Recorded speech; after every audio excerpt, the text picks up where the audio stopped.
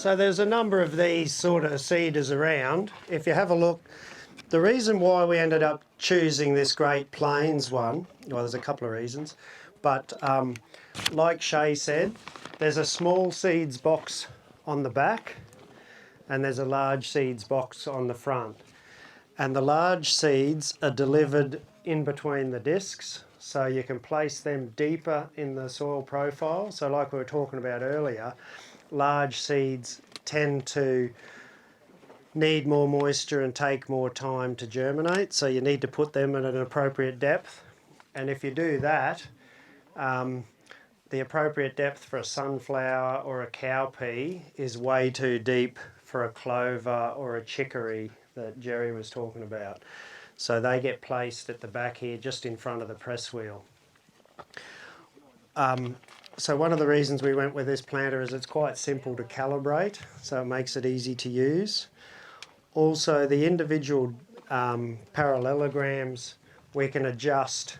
So when we're planting on beds like this here, we've got a reasonable level of adjustment to be able to get penetration in the interrow and not end up too deep on top of the beds. So Mick sort of talked about that before, where your soft soil's on the bed, so it can be a little challenging, and there's lots of planters that don't have much adjustment. So again, in thinking about your planning for your crop, part of your planning is thinking about how you're going to plant it and get it established.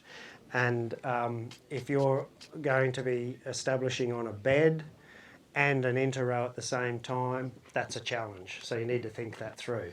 That's all. Okay, then we'll come over and have a look at the air seeder.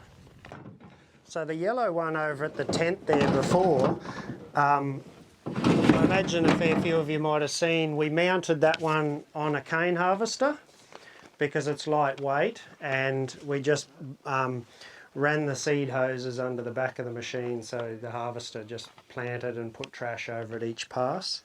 So this is just a larger version. It's still a 12 volt machine, so you just hook up to your tractor battery.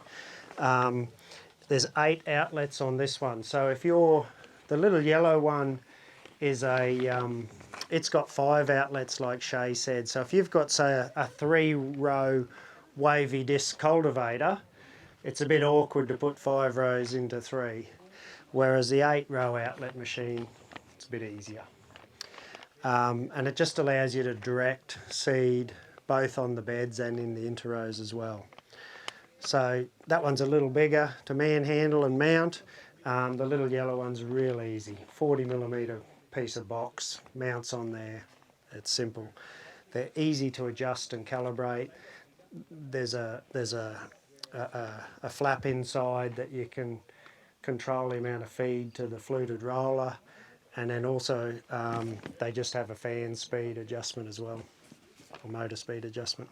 Yeah, so this gear is all freely available for people to use. So again, just contact Shay if you're interested, because we're keen to see more people get stuck into it. Rob, if a grower's looking to purchase something like this, roughly what would the cost be? Yep, so the little yellow one's around $5,000. This thing's 8 or 9, 7, plus bits and pieces, hoses and things. So they're not too bad. Yep. So the idea is that you know, come and borrow it, use it, see what it does, hopefully like it, purchase your own, keep going forever. That's the idea. If this block was harvested now and you're intending to fallow it, and say with Mick, he's changing his row spacing. So he's changing out to a 2.4 metre system, and so some people choose to disc the whole paddock in order to level out the beds and get everything, start getting prepared to go to the new row spacing. In that case, and we were talking about erosion earlier, in order to get a crop established here, it would be wise, I think, to give it a water after planting to get the crop established, so when you get the next downpour of rain, your ground is protected. And it's really important if you do that, even if, say, grass weeds were a problem in the block and we were, You know, we didn't really want to have well, we're going to use a grass herbicide later.